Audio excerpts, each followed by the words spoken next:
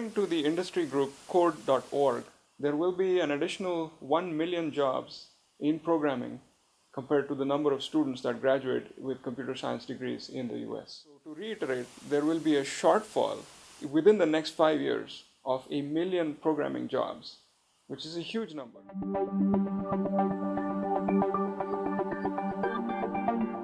President's Council of Advisors on Science and Technology, the retention rate for programming or computer science degrees is the lowest of all STEM disciplines at 24%, just over 24%. That's a pretty abysmal retention rate. One of the reasons for the low retention rate is the fear of programming that many people have. So because it's so different from what they normally do, and because it's so abstract, a lot of people are really afraid to start on programming tasks. And even when they do, there's a paper that says that for the first course, for the first programming course that students take, the fear of programming they have actually goes up, because they're starting to grapple with something that's so new that it's very hard for them to overcome that fear, and it actually increases over the course of the first programming course. One of the reasons we feel that there is this fear is because programming is a really abstract concept. Students cannot really imagine what's happening when they write their code and when they try to execute that code, and what's actually happening, how does it run on the hardware.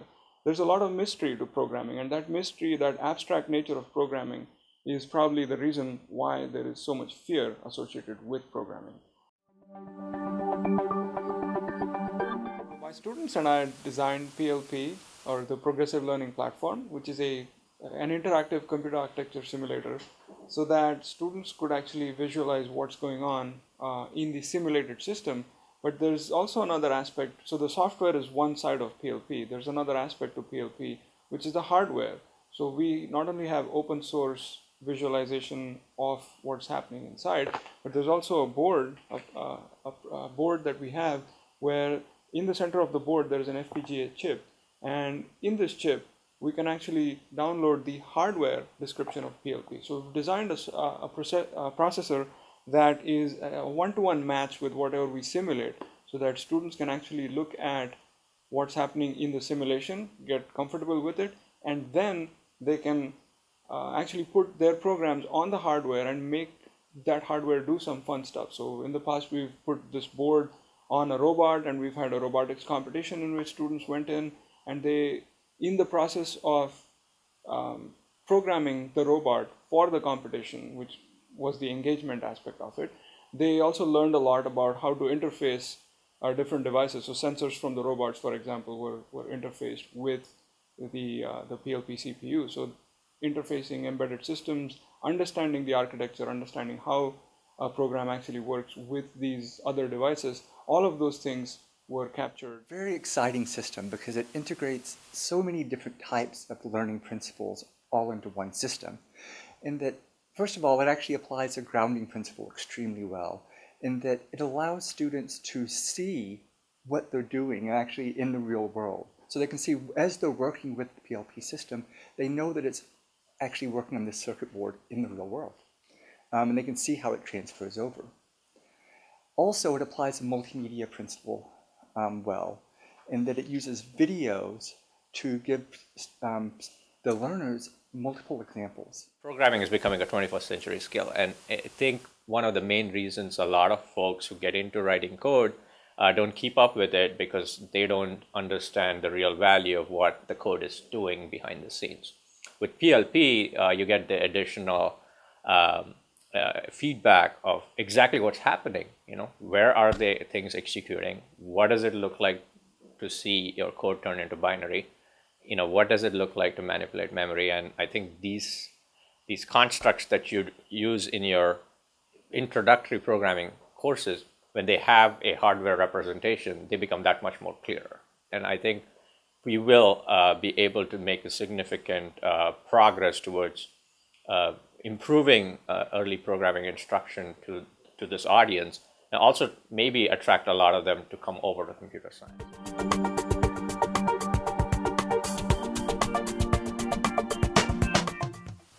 So my experience with the PLP tool was in a second-year computer architecture course where we focused mostly on assembly language, and I found that the tool was incredibly helpful because you got to actually see how the code that you were writing affects the system on a hardware or processor level.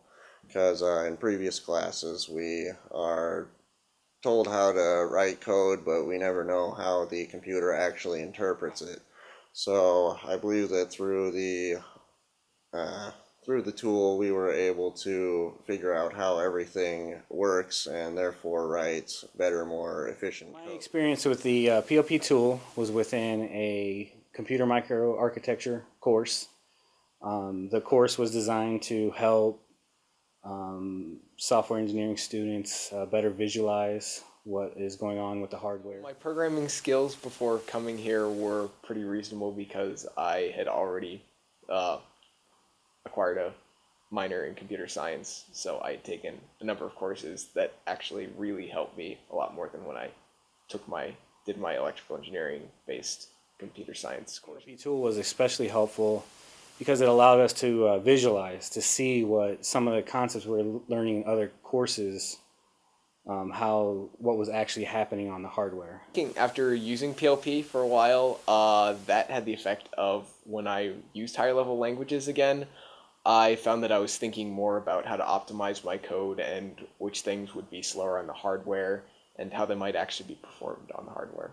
The PLP tool helped us better understand these concepts that we were learning in algorithm and data structures classes by letting us visualize it and see right there in the software what was going on so that we could write better programs, which was the objective all along. PLP tool was very helpful in this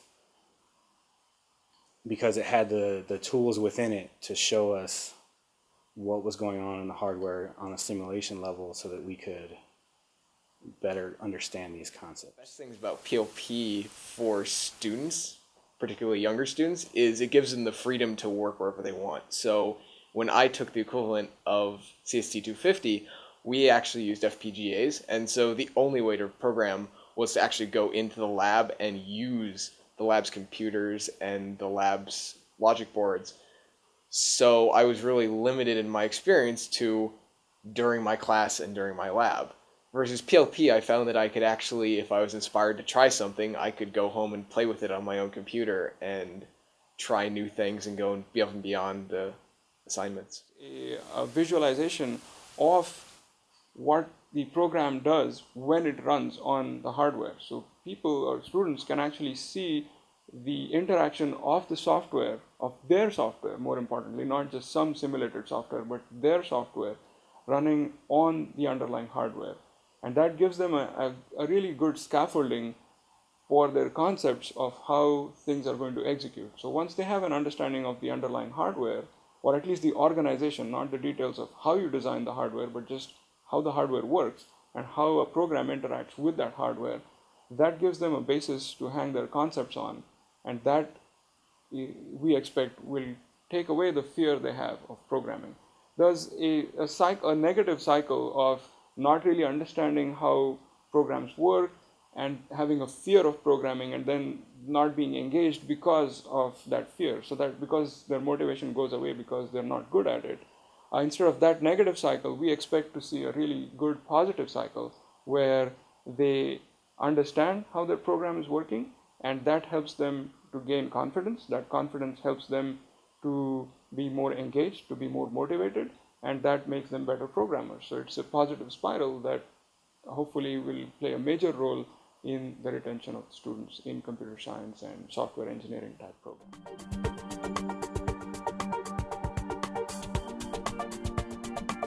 PLP already does a really good job of incorporating feedback.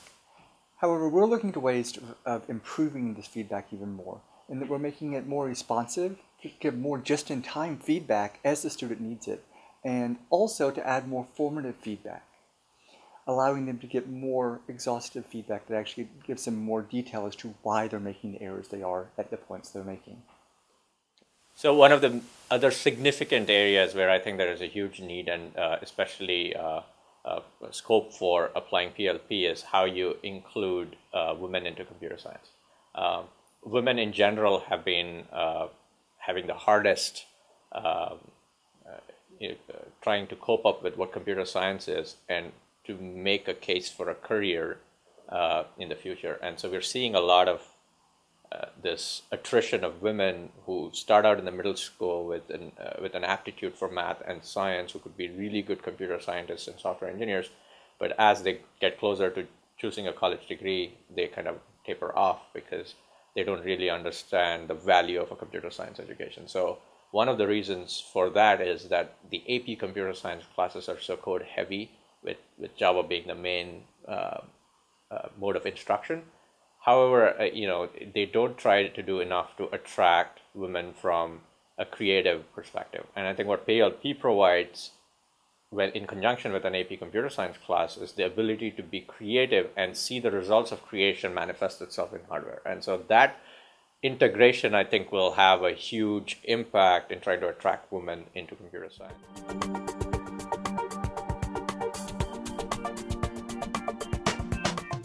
The progressive learning platform is not just something that we have used in the classroom to improve student outcomes, but it's also something that we proposed to the National Science Foundation as a what's known as a RIGI project, a research initiation grant in engineering education. And we were funded in 2011, and since then we've published 5 papers, or 5 conference papers for PLP and 2 journal papers using PLP and the studies that we conducted of PLP's effectiveness in improving student outcomes. So it's been a very interesting research project. We've used very different methods to do the research collection compared to what I'd seen before. So coming from an engineering background, I've always looked at quantitative stuff, but we did a lot of qualitative studies. We did focus group interviews. We had students write a number of reflections. So for each lab or each phase of a lab, or each phase of a project, students wrote a reflection essay, and I had a co-principal investigator who was from the English department who did a linguistic analysis of these reflection essays. I also had a collaborator who did the open coding or qualitative analysis of the reflections as well as the focus groups that she conducted in the class or at the end of each semester. So I learned a lot about new research methods and how to look at gauging improvement in student outcomes from not just a quantitative perspective but also a qualitative perspective. We're writing a few more grants to further disseminate PLP now that we have some data to show that it's effective. We want to partner with a number of schools and go out and get some of the big grants where we can actually do a lot of dissemination. The open source nature of PLP helps out a lot. We have a web portal where people can gather and talk about PLP, have any questions. There's a mailing list as there is with any open source project. So we're trying to build this online community which can then serve to be like a base, a home base for PLP, where international universities all across the world can actually tap into this space and post their questions or download even course content and things like that for the progressive learning platform and for teaching microprocessors and even programming.